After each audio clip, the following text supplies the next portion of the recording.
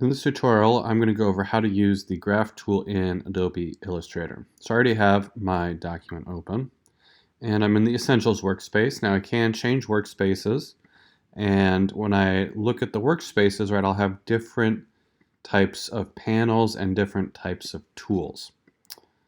Now, in this case, I just want to keep this on Essentials, but the trick about that is that I don't have the tool I need to make a graph.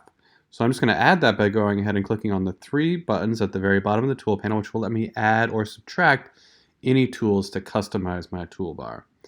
Now I'm looking for the graph tools there under the draw, and there's a lot of stuff under there. So you just have to scroll down until you see it, and then we'll see column graph tool, all these different graph tools.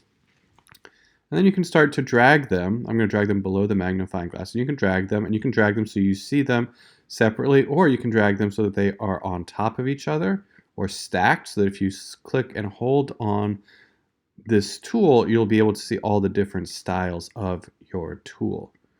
Now in this case, I want to use the pie graph tool, but really it doesn't matter. So I just put them all there. Now I'm going to click the three periods here to close that up. I'm going to click and hold to find my pie graph tool. I'm going to just draw the area I want it to be within. And then I'm going to type in some different values.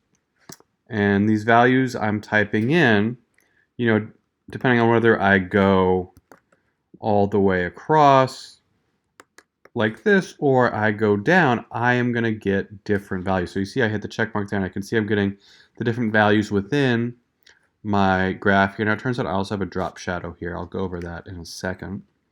Now if I were to put these values going down, right, I would have the graphs appear differently. And in this case, I would get different graphs, right? So there might be some instances where you want to have all of the values in a single graph, right, with different shaded in colors. Or sometimes you might just want to have different circles of different sizes. Okay, so I'm going to keep it like this just so we see both options. I'm going to X this out, and you see when I have my graph selected, I have some quick actions down here. And one option you might want to take advantage of is Recolor. And with Recolor, you can choose different colors, and they're all kind of locked in to be the same hue and just different lightnesses and darknesses. I can unlock this, or I can choose actual color themes to then pull this across and choose different colors.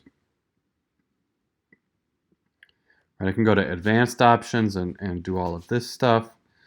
But in this case, I'm just going to say OK, and I'm going to color it. Now you can also color this after the fact. You can also change the graph type here, and that's where I actually have the style to add the drop shadow checked, and I can just uncheck that. It's a little confusing right there. And you see those change right when I don't have the graph selected. So when I have the graph selected, I can go and select that and do that. Now I have my basic graph info, and I can add to it. Right? I can, of course, if I click, and I can, choose graph type. I can recolor. I can do that kind of stuff.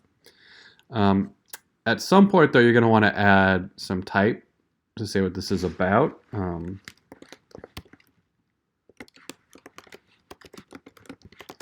so maybe this is about the age of workers in the design field. And so these different sections represent different age groups, right? And obviously, you can have different text for different things. You can edit this text separately. You'll also want to have some text saying what this is. Maybe you'll have text in the circle or maybe outside. 20 to 30-year-olds. Right, and then you can kind of fit that in here, however you want to, and then you could go around with other ones. Now, you'll have to do the graph labeling, but separately, but I want to keep in mind too that you have this graph, and we have, again, the option to recolor it here, but sometimes you're going to get the graph just where you want it. You're just going to want to edit this a little bit more. And when you're going to want to do that, you're going to want to make sure that all your graph data is correct. You have it all.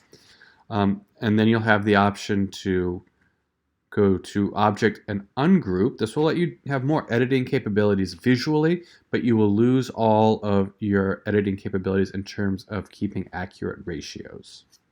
So if I go to Object and Ungroup, right, I'll see this warning.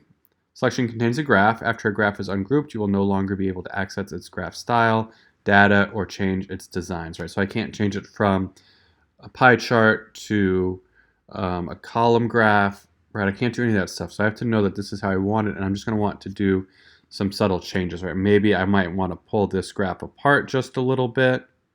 Whoops.